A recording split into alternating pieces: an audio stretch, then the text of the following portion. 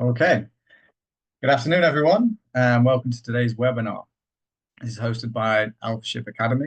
My name is Chris Wright, and it's my pleasure to be the moderator for today's session. It's the third and final webinar in our series on deep tech in the maritime world. We've already explored some groundbreaking technologies, reshaping the industry.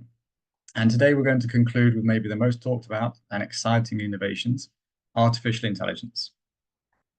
We all know that AI is already transforming how industries operate, and maritime is no exception. We're already optimizing port operations, enhancing vessel performance, reducing environmental impact. And AI is driving efficiency and innovation in new ways that were unimaginable just a few years ago. To help us get into this topic, we're thrilled to welcome back Anjaney Borwankar. He's the founder and CEO of Navozyme. This is a company at the forefront of leveraging AI and blockchain to revolutionize the maritime industry. Anjaney's got a wealth of experience and insight into how cutting-edge technologies are solving challenges in the real industry. And towards the end of the session, we'll take a moment to summarize the key insights from the whole series. So stay tuned to the end. As always, feel free to submit any questions that you have in the chat box, and we'll address those in the Q&A portion of the webinar. So with that brief introduction, let's get started. Anjaney, welcome. Thanks for coming. Thank you so much, Chris. Thanks for having me. And again, super excited in this final leg of the three-part series that we started. I'm very pleased to moderate this one today. It's the one I would have chosen out of all three. I think everyone's excited to talk about artificial intelligence. You see robots on the TV now. You see all sorts of new possibilities that we didn't imagine a few years ago. And there's definitely a lot to learn and a lot to talk about. Excellent. So shall I just begin? Yeah, if you want to start, we can go through some slides, and then later we'll make a more interactive session towards the end with some questions, and hopefully everyone can get involved in the chat. And we'll create an interesting dialogue today that we can put up on the internet for other people to see.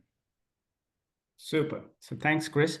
I'll be sharing slides. I'm just looking at the participants that had signed up earlier, the registration, and also the ones who are already here. Mm-hmm. Okay.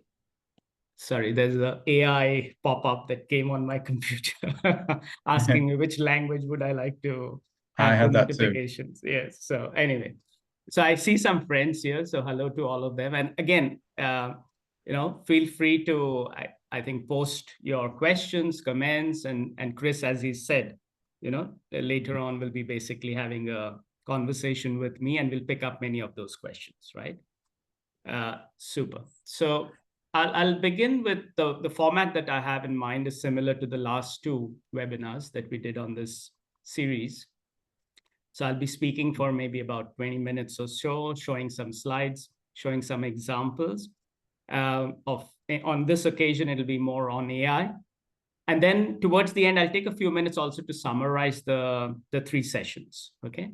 And then the conversation with you, Chris. Okay. So okay, if that's thanks, okay, Anjaney. let me start sharing my slides, and just give me a thumbs up when you see the full screen. Okay. I'm still opening that. So. Okay. Right. So can you see my screen? Yeah, we're there. Super. So again, like I said, this is part 3 of a series we started over a month ago. The first part was really about what is deep tech, what is digital transformation. And the second one, I dived deeper into blockchain and the applications of that in maritime, which is really something that I'm very familiar with and very close to. And then Navozyme has actually ventured into AI over the last couple of years, right? Because again, the pull of AI is very strong, the potential is very strong, and I'm going to dive a little bit deeper into that. So without further ado, again, just to make sure the vocabulary that I use is understood by everyone. So what is deep tech in the first place, right?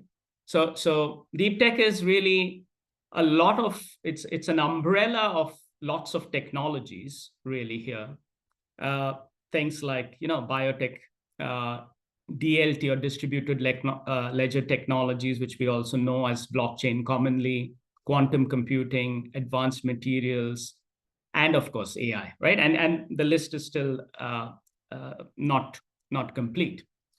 But what's really important here is that basically the common elements of deep tech is that there has been a lot of investments to get to the stage. So there's been substantial scientific engineering challenges that scientists have overcome. And the barriers to entry to actually create those kinds of technologies is very high. They have long development cycles. Like I said, billions of dollars have been invested.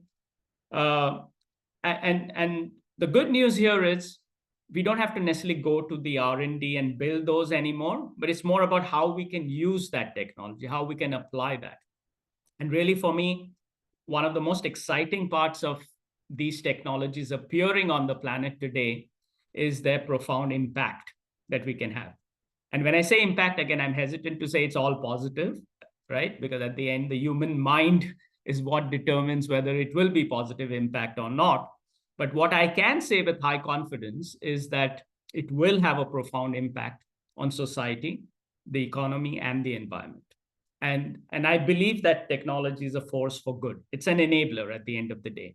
So in my previous 2 sessions, I actually showed some of the impact and quantified some of that, especially on the blockchain applications. I'll try and show that also today from the perspective of AI for the work that we are doing within Navozyme. I'll show other examples also beyond Navozyme.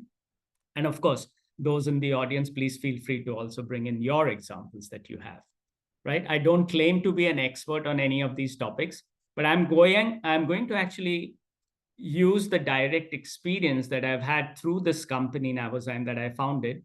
And we're doing work basically to transform the maritime sector in a positive way. So that's a good segue into what exactly is digital transformation and why is that important. So what's actually happening in the world today, and this is not unique to maritime as such, but maritime is also getting affected directly, is the process in which all these technologies which are appearing, how they're changing the fundamental way in which we deliver value, right? So business is about creating value. It's about solving some problems. It's about getting some jobs done. So how can technology facilitate that? So digital transformation is really about understanding how your own business model is changing. In simpler terms, what it means is, how are you delivering value? And of course, that begs the questions like, what business are you in the first place, right? So we'll touch upon these bigger questions later on, but let me go further. So today's topic is actually on AI. And remember the series, basically we looked at these 2 deep tech technologies, AI and blockchain. And I'm not going to go into blockchain in that much detail today, but towards the end, again, we will kind of recap the entire thing as to, how digital transformation is happening and how these 2 particular technologies are affecting maritime, right? In today's session, I'm also going to give the example of what we do in just-in-time bunkering using AI. We also use other technologies in this particular solution, but I'm going to show that. And that will be one of the case studies that we'll go into a little bit more detail, right? So let's dive a little deeper into AI. And as it must happen, right? So you'll see certain slides, and I think you'll be able to guess which of those slides which are AI generated. Okay, so this is one of them. And again, there are hundreds of tools out there. I'm not kind of backing any tools, but I use certain tools for quite some time. This one has been generated with a tool called gamma.app. Okay, so it's basically you just prompt it, and then it brings out slides in whichever format you like. Of course, you've got to direct it. You've got to be responsible for the material you generate, but it does a lot of the admin stuff and the aesthetics and all that really fast. Okay. So again, I'll share some tips and tools also along the way from my experience on this. But again, just to make sure we get the definitions out of the way, right? And there are many ways to say this. same thing. But again, though we call it artificial intelligence, and the definition is really that it's trying to mimic human intelligence, I personally think that we're still very far away from that intelligence, as we call it. Okay, but this is the definition. So we'll go more into that. And actually, what is more that's going on is machine learning.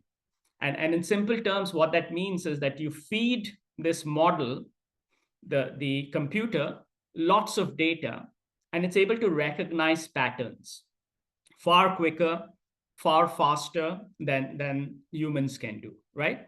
So again, just to be very clear on this, AI is not something new. Okay, and the most famous example when AI started becoming kind of on the radar of everyone was when Gary Kasparov, the grandmaster from Russia, was actually defeated, by Deep Blue. And I was researching, the year there is actually 1997. Okay, so I just pause for a second. We're talking of more than 2 decades before that basically the computer was able to defeat a grandmaster in chess, right?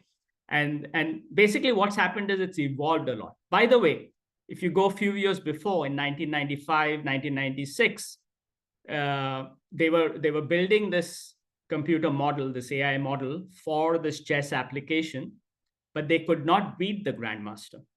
So again, the pace at which the learning was happening is pretty fast. So a few years before, the grandmaster won, and later in 1997, this big event, right, where basically the machine wins over the human mind. And again, this is not any ordinary mind. This is the chess grandmaster. So that makes us kind of almost conclude that, wow, there's a lot of intelligence in the machine. But again, let's pause and just look at this.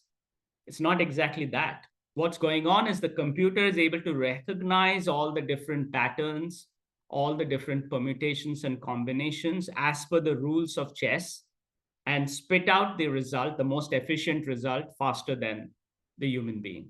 That's all that's going on, right? Intelligence, at least in my definition, is far beyond that. It's far beyond recognizing patterns, etc. Okay, so with that caveat, let's move forward here. So I want to also give the message that this is not something of the future. It's already happening. So I talked about the history that is more than 2 decades, 3 decades old, at least, since it got popular.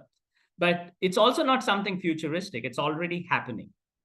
So I was recently in the Philippines, and we went to visit one of our clients in Bataan, which is a few hours away from Manila. And these are photos that I took. Basically, on the left, what you see is not a simulator or anything like that. This is actually the control center of the ship, which is autonomous, which is flying in Norway.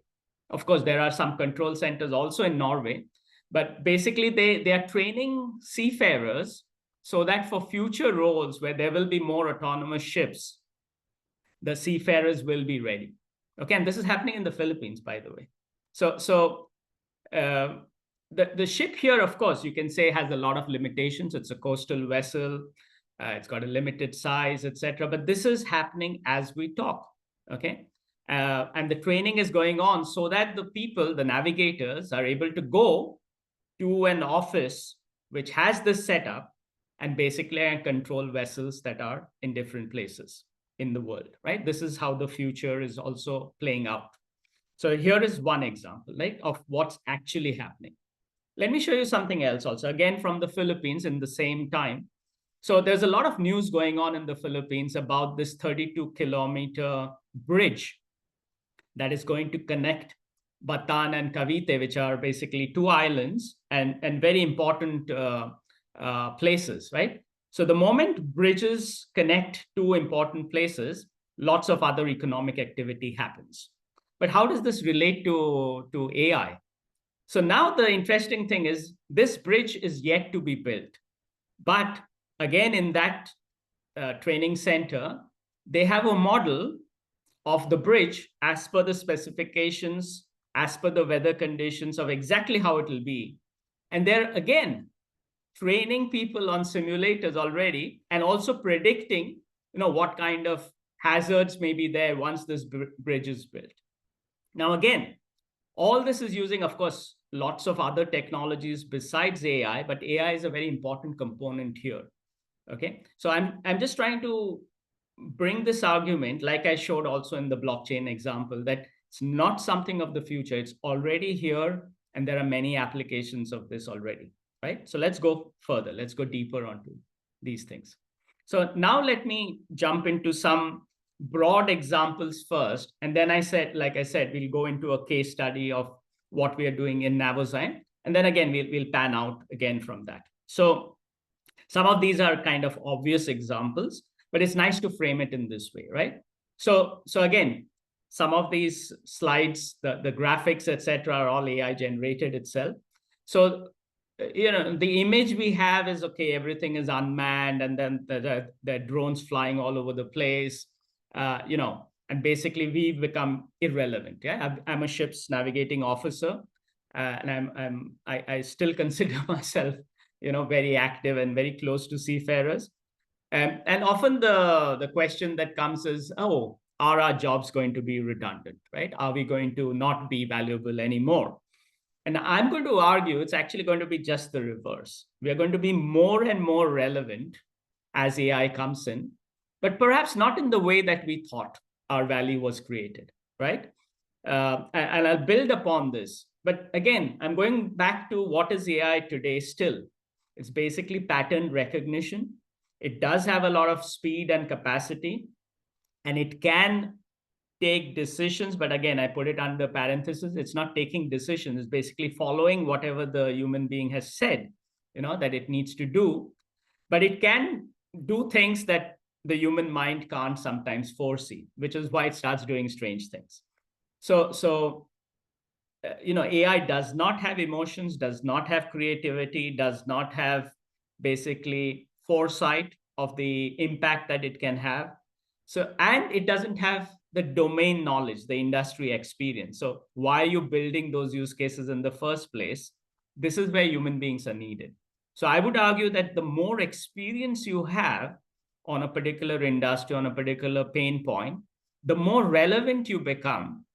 And you need to partner with AI to get that problem resolved, right? We'll dig deeper into this, but this is the stance I'm going to take in the webinar today, right, on AI. Not as a threat, but rather as a friend for making change happen, right? So again, some of the classic use cases are in maritime operations, right? And again, here the list is actually quite long, but some of the obvious ones are, optimized routing, right? So based on different weather conditions, traffic data, etc. And in fact, Bunker, the use case that I'm going to show you, has a bit of this. Okay, we don't do the entire voyage planning and all that, but we do the last mile. So when the ship is coming for bunkering, basically making sure that all the different partners, all the different actors for that service are ready, right?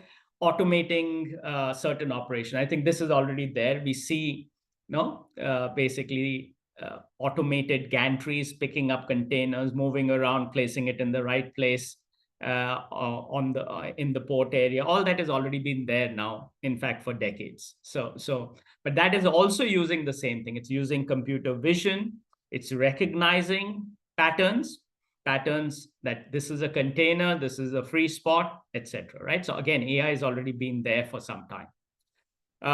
This is yet to be seen, but there are experiments going on collision avoidance. And again, within the audience, if there are people who have some direct experience with this, please speak up. That will be very good for us to know also. Autonomous vessels, I think I've already shown you. This is already there. But not in the form that we see. So these are not international sea-going vessels going anywhere on the planet, etc. yet, right? They're basically coastal vessels, and with a very predefined route. Also, where the weather conditions are reasonably stable, all those kinds of things are still there. The other big one, really big one, which also excites me again, is for basically upgrading the human skills. So AI can actually help us learn faster. for the first time, you could be actually doing training as per the needs of the individual. So it's gone are the days where, there's one teacher and you have to physically be there and everyone learns the same thing. That's no more the case, right? So you can actually have personalized training based on how that person is responding to the materials that is being shown, the training materials being shown, right? And then there's another one, and here also Navozyme is doing some work, not necessarily using AI at the moment, but in the space of mental health, mental well-being, right? So for example, I showed in the previous webinar that we have an app specially directed at seafarers. This app is for receiving your training certificates. But the app is on your mobile, and this mobile is usually carried with you in different places. So it can actually help you detect, if you are in good mental condition or not. It can be connected with basically pools of data of other similar people, and it can give you alerts and it give you nudges, when things are not okay, right? So we are actually doing some experiments with that in Navozyme as we talk, but I don't have really anything to show besides, talk about which direction we are headed.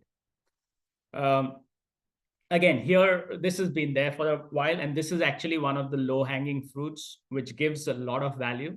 So predictive maintenance. So again, I don't have photos of that right now in this presentation, but basically many of you from Maritime probably have seen that many of the large shipping companies have actually created digital twins.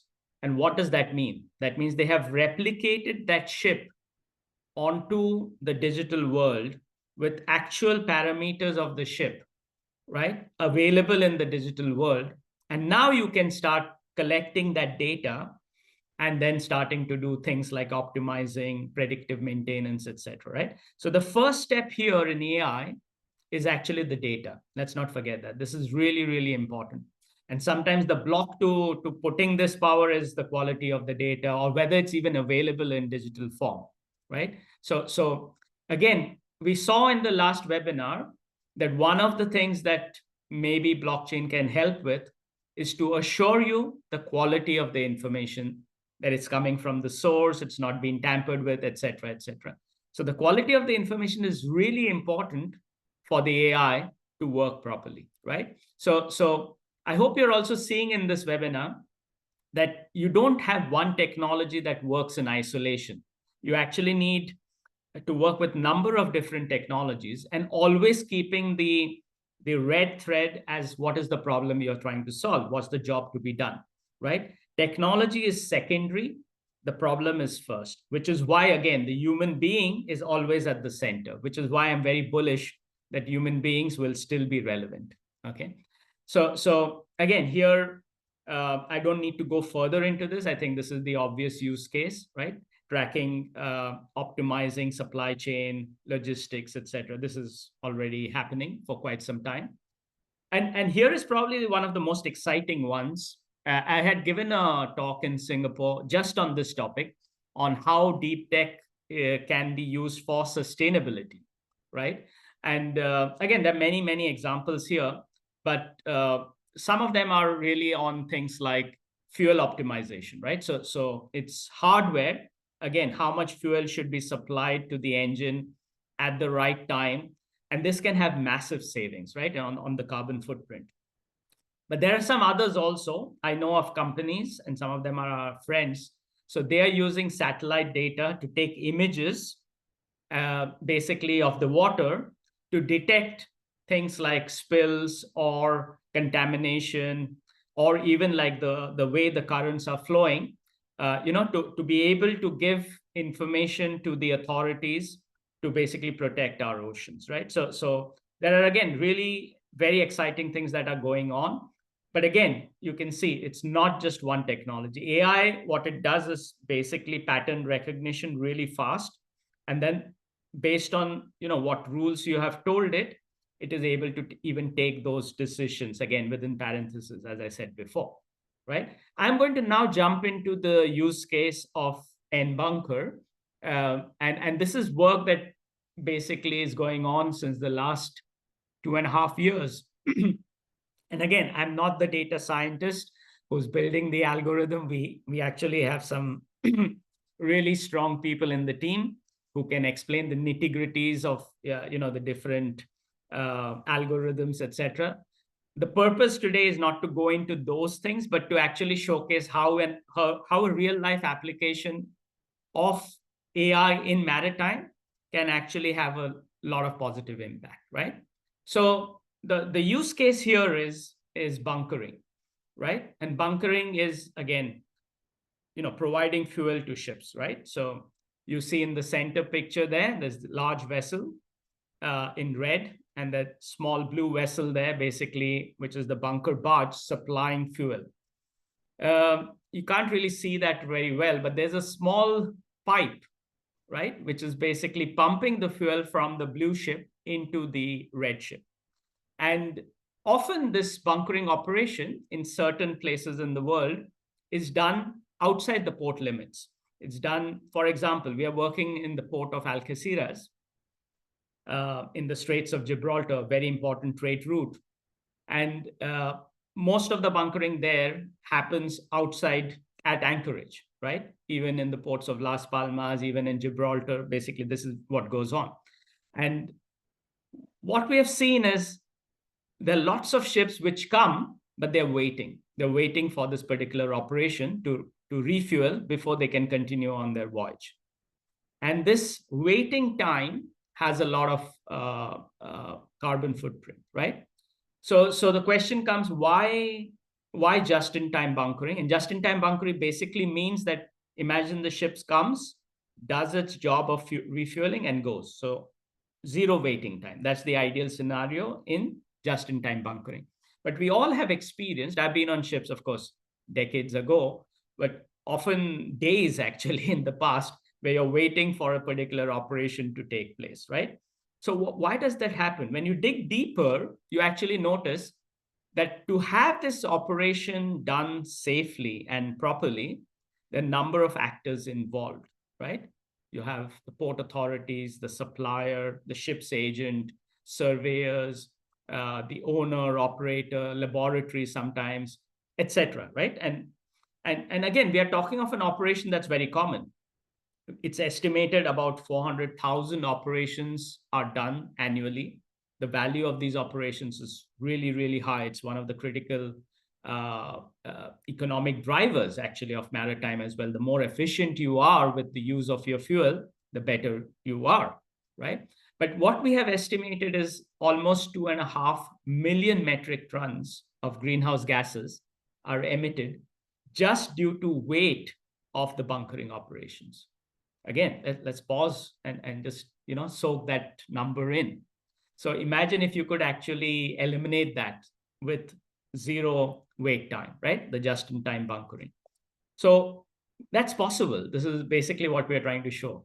So we have been piloting with the port of Algeciras for some time. There are other ports also involved, but we took first historical data from the port of Algeciras, and we were able to showcase them the inefficiencies, because often everyone knows that there is a wait, but nobody can really quantify that. Nobody can tell you how many hours or minutes or days sometimes that operation is, right? So like I said, the first piece here is getting the data right.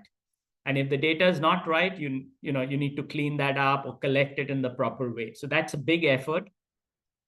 Now, when you have that data, then it is about connecting the different pieces of the data chain. So in this particular example, what we do is we take weather data around the port area. We take the ETAs of all the other ships that are coming, whatever they have reported.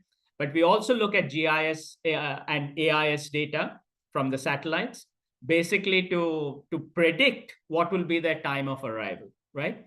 And then we see the availability of the different pilots, the bunker barge suppliers, etc., to make sure that actually we can give the vessel what is called an RTA, or recommended time of arrival. So here is where the machine is actually working. The machine learning is looking at all this historical data and basically churning out a recommended time of arrival to the vessel. right? And of course, it's the master's decision, it's the captain's decision to choose that or not, right? For different reasons. They can, but however, this machine is now able to give you that with high probability that if you arrived at the recommended time of arrival, your wait time would be negligible, right? So your service level goes up and your predictability of doing the different operation goes up, right? So this is something that we have now in the port of Algeciras taken it to the next level. From the historical data, now we are connected with real-time data from the port. And as we speak, what we are doing is basically making the operations more and more efficient, right? They will be rolled out sometime next year from the port authorities. Of course, there'll be a lot of time before they can actually make it available to the public in the port, but this is going on. And again, this particular use case has been getting a lot of attention. We've also, been recognized for the work we've done. We've received a lot of awards and grants basically to support us with this particular one.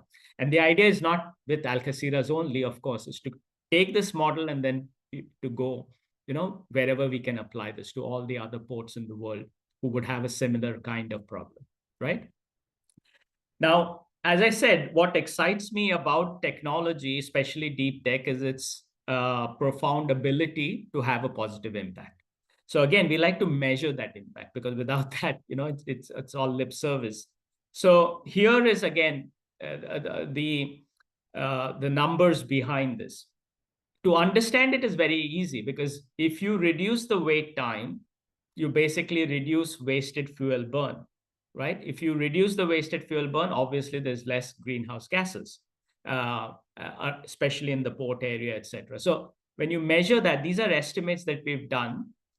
You can see the profound impact. So the 2.5 million metric tons of greenhouse gases that can be reduced, right? And obviously, this also helps with many other factors which are related with the United Nations Sustainable Development Goals, right? So again, technology can be a very strong force of good. And I think that's what I have been trying to say, through the last few webinars as well. Again, this is basically saying the same thing, but it's also looking at many other areas, right? Safety, productivity, all the different buckets. Now, I'm going to close because I want to give a bit of time also to everyone. I'm almost touching the 25-minute mark. So what I want to do is actually, again, just throw out some questions to stimulate the discussion. And the questions are not very different from what I've been asking all along, but hopefully the maturity of understanding that question and also the responses will now be even stronger. So the questions are the following. What do you think are the implications of AI for you personally and for the business, right? And again, that merits the question, and it sounds like a very simple question, but it's not. What business are you in the first place, right? How do you actually deliver value in your business, right? And is that being threatened by these new technologies? I use the word threatened because some of them, us may perceive it like that, right? But if you look at it positively, then you could actually join forces with AI and take advantage of the opportunities that are being created, right? And then finally, there are many other questions as well, but are you ready for that? Is your organization ready for that? And what would you need to do if you're not ready? What are the actions that you would need to take if you're not ready, right? So here I'll stop here because I want to have the conversation with Chris, and I want to get into also many other pieces, but depending on how the conversation, kind of takes form. So let me stop sharing. And again, thanks for listening to this part. So back to you, Chris. Yeah, Anjan, fascinating, but really interesting. I think you opened a lot of interesting discussion points with the AI presentation. We've got a lot that we can possibly go into. I think you sort of led in with the sustainability through just-in-time bunkering, and that's definitely an interesting point that we can look more into. I've got quite a few questions already lined up, and if anyone wants to put anything into the chat, then we'll refer to that as well.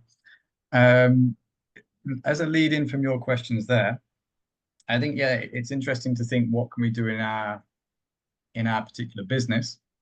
And I see two sides to the future development. One as an industry as a whole, and then the other side would be just for your individual business. And on sustainability, the benefits really are for the whole industry in general. The just-in-time bunkering, which you mentioned earlier in the presentation, works with a digital twin of a vessel, and we know that smart ports is a very popular topic at the moment, and ports at the moment seem to be very willing to adapt this digital twin technology. And I know there are many examples in Europe of ports that are already doing this, particularly for container ships, so that they can optimize the operations with container ships.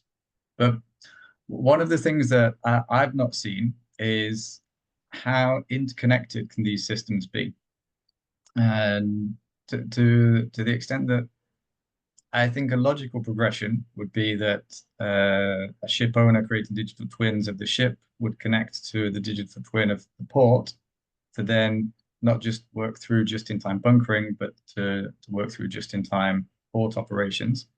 I'd be interested to hear what your thoughts were on how achievable that is in the short term, and then what sort of benefits is that going to bring, not just to the fuel saved for bunkering, but to the time alongside for the vessels, for the waiting time for cargo operations, and all of the implications that I think AI can help us with in achieving the International Maritime Organization requirements for 2050, which is an ambitious target.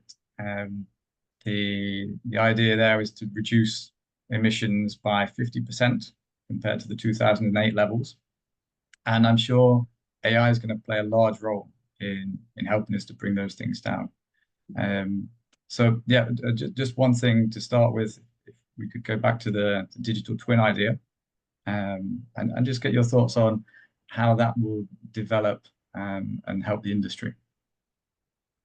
Yeah, so this is also a good reminder of the fact that basically it's not one tool that solves the problem at hand, right?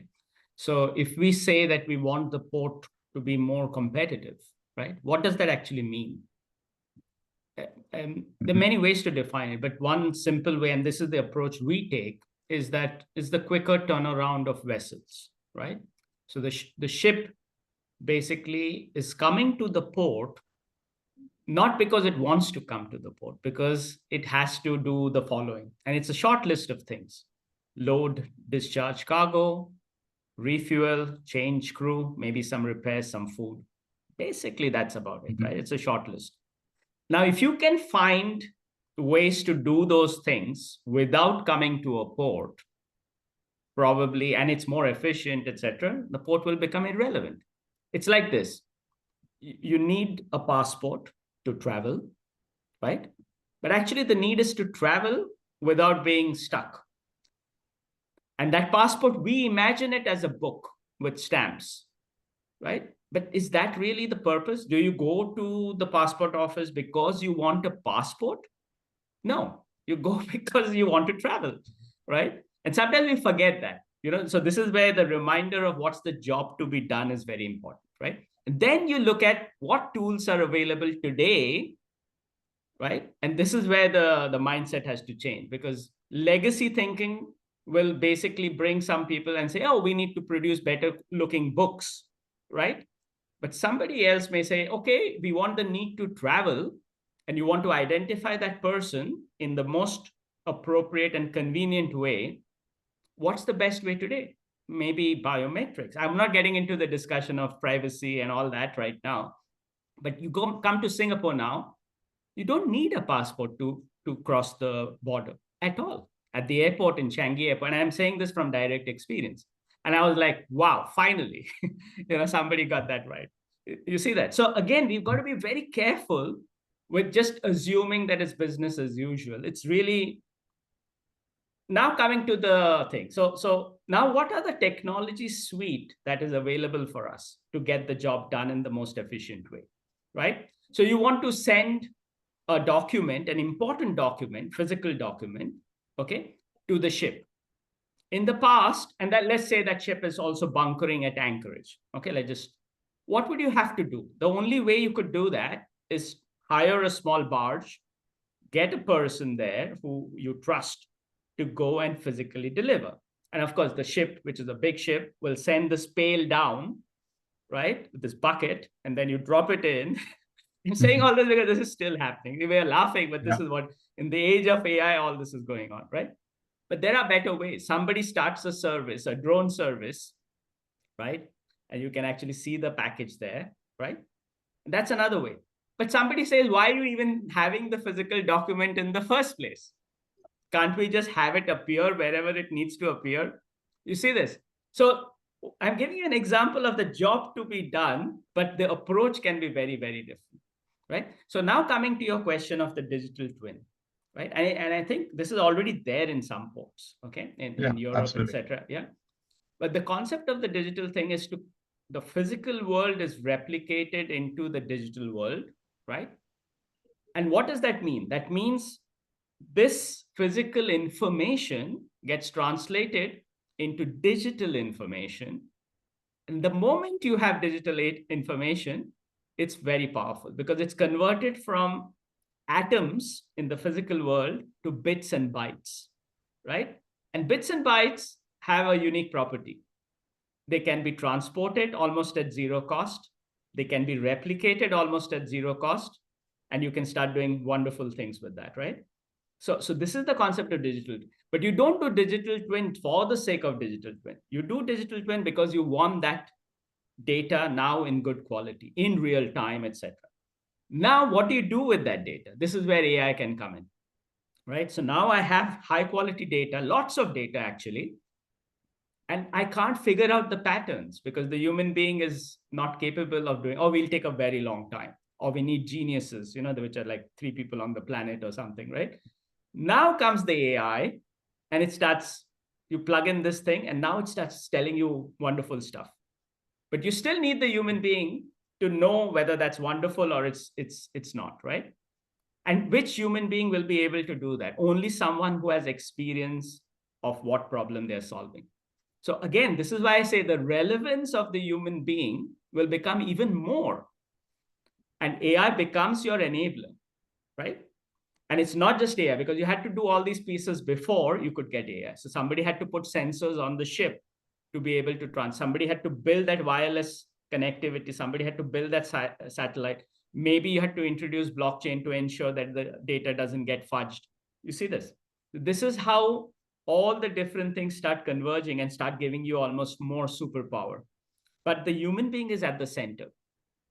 If I flip that a little bit, the threat I see for human beings is not for the experienced person, but for the junior people. And this is a big threat, and I don't have the answer. So again, if you have some thoughts on this, it would be great, or anyone from the audience. The challenge now is I have wonderful jobs and well-paid jobs for those who have experience.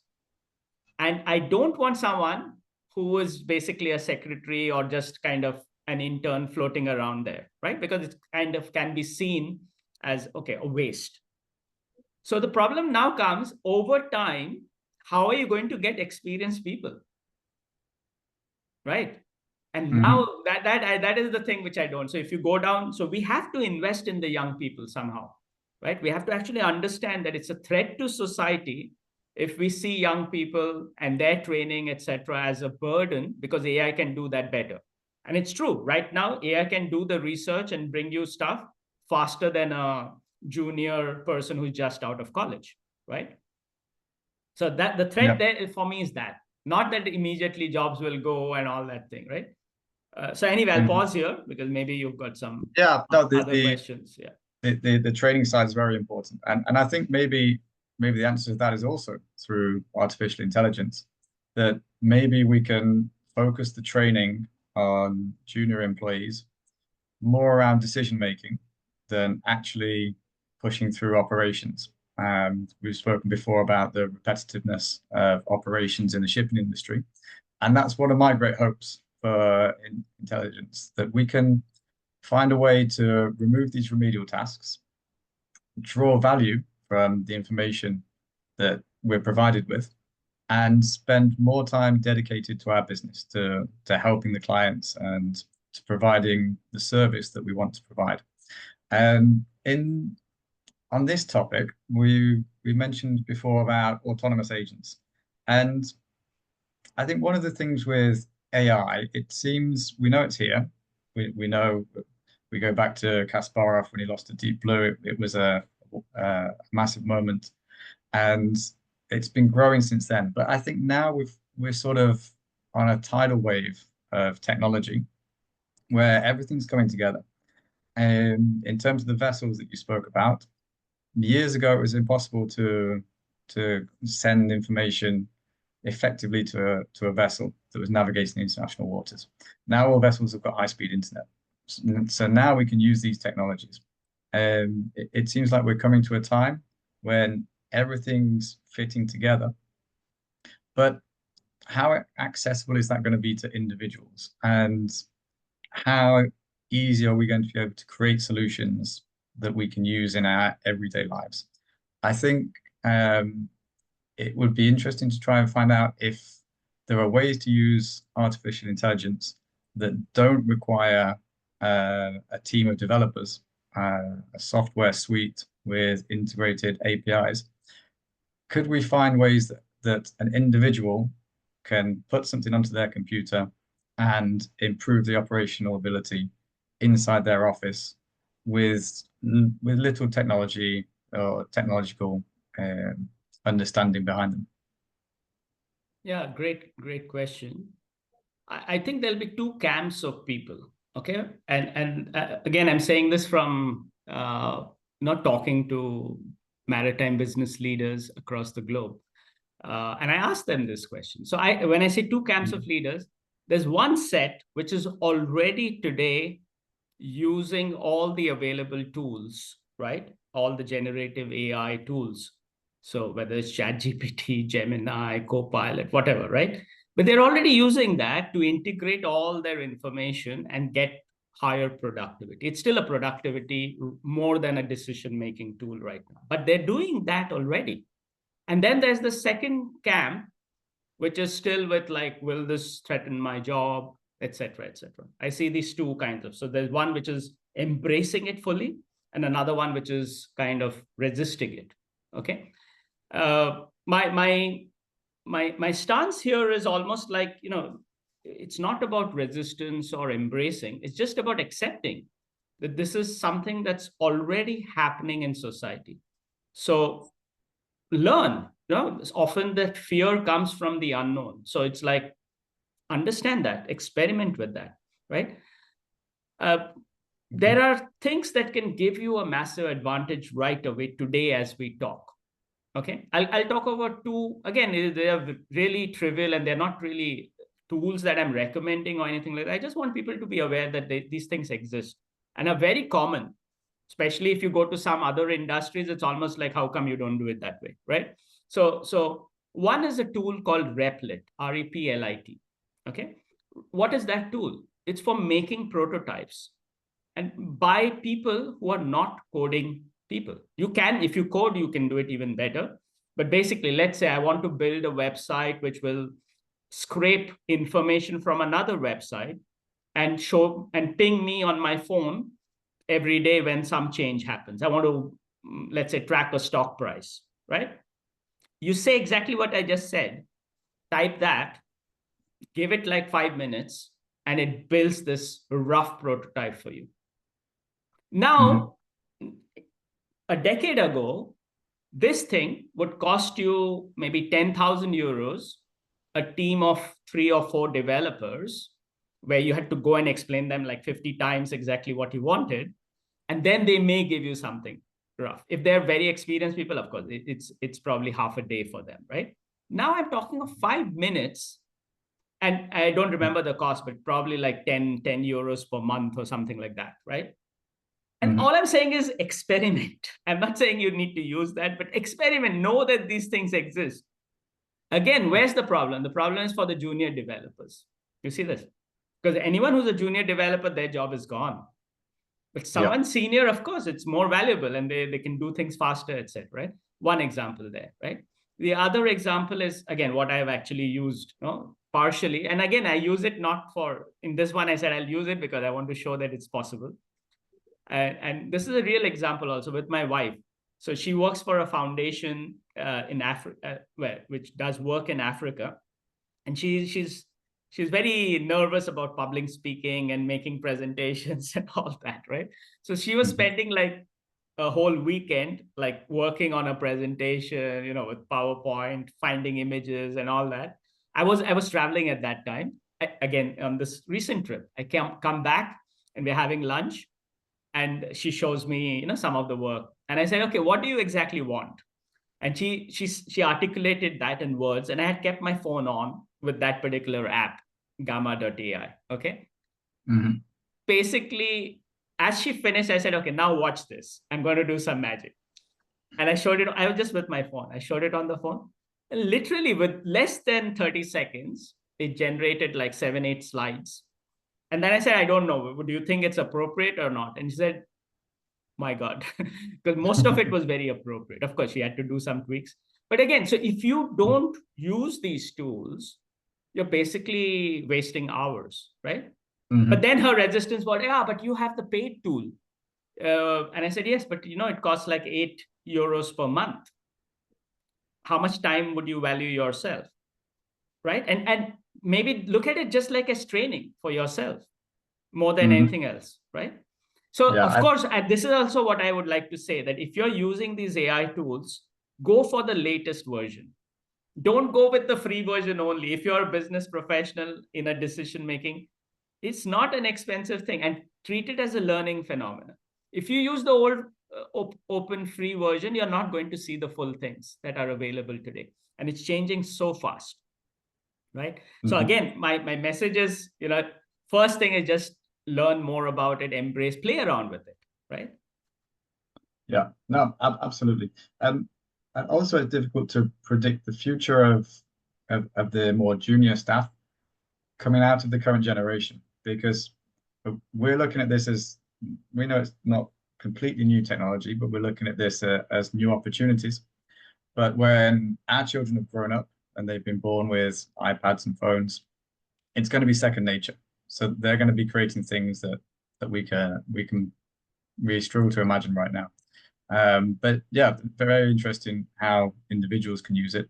When I mentioned earlier that it seems like a tidal wave, it's obviously got negative connotations. There's a lot of positive aspects to artificial intelligence, but there's also this side that we think maybe we can't control, that it's growing too fast.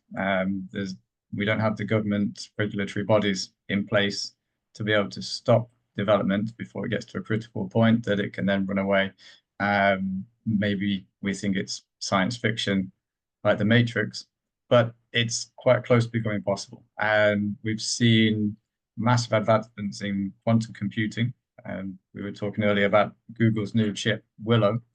And if we think in not too distant future, combining augmented general intelligence with these quantum computing processors that have got incredible numbers, that they can computate faster than anything that we've been able to think about before. Do you think this poses any sort of existential threat to the current systems that we have in place? For example, we spoke before about blockchain. Do you think that's under threat by these developments? Will we have to rethink the way that we're going about the implementation of these technologies? Do you think that we could stop it if it did get that far? I know this is moving a little bit out of the shipping industry realm, but I think it's an interesting point to touch upon. Yeah, the way I'd like to basically frame it is that, every technology has a shelf life, right? This is basically how human evolution happens. So the phone that we carry in our pockets is more powerful than the satellite that was used to send the first humans onto the moon. Just think about that, right? And it's supposed to be that way. So this is not about defending any particular technology forever, right? So again, you touched upon whether blockchain will be affected by quantum. The answer is yes, absolutely yes, from my perspective. Will it cause a problem right now, and how long is that? It's to be seen, right? Also, will it affect all the possible things?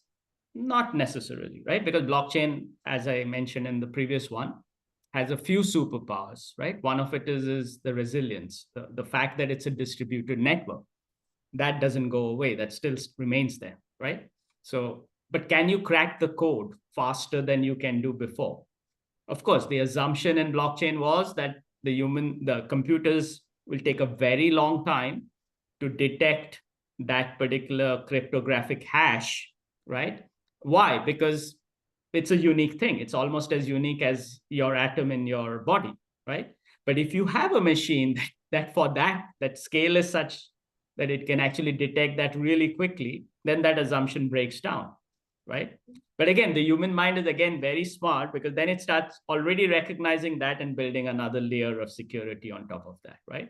But like I said earlier also, and I said this, I think, last time as well, you got to really understand how you're applying that particular technology, right? There's this famous joke that the US astronauts and NASA basically spent millions of dollars to invent a pen that could work in a vacuum. And the Russians basically said, let's use a pencil, right? So it's the same thing, right? Yeah. You don't need blockchain to go and do everything, right? But for I would say 90% of the use cases is still going to be very valid for a very, very long time. But perhaps for some, maybe it's not going to be sufficient, right? So, but that's with any technology. This is not just about blockchain and quantum. It's going to happen with everything, right? Again, for me, this brings us back, no? So because otherwise it can look like this is like a very high buzz kind of thing going on, and we get lost in that. What is this? No matter whichever technology you look at the end, it's how are you applying it and in what use case, right? So the threat is, again, AI going wild. It's actually true. I experienced that directly from the experts from a research center that we closely work with. When they were developing this algorithm, from my business perspective, I said, okay, right now you've got three researchers, they have 2 PhDs and all that. But these 3 guys know what they're doing, right? Nobody else really knows. So I went to the head of the department and I said, hey, this is going really well, but I have a problem, because you need to either put in more people, or you need to get involved, or you need to document this properly. And he started laughing. He said, you really don't really get it, right? Right now, these 3 people know it. Later, this one guy will know it. After that, even he will not know what's exactly happening. But this is the whole point. It's learning faster. And I was like, wow, now I understand what that means when we say it. And it's a real thing. So you're letting this out. So it's going to optimize this algorithm and give you the RTA and all these things. But you can't pull it back. You see that? Yeah. And it's supposed to do it well, but it can't see all the different scenarios that are there in the world.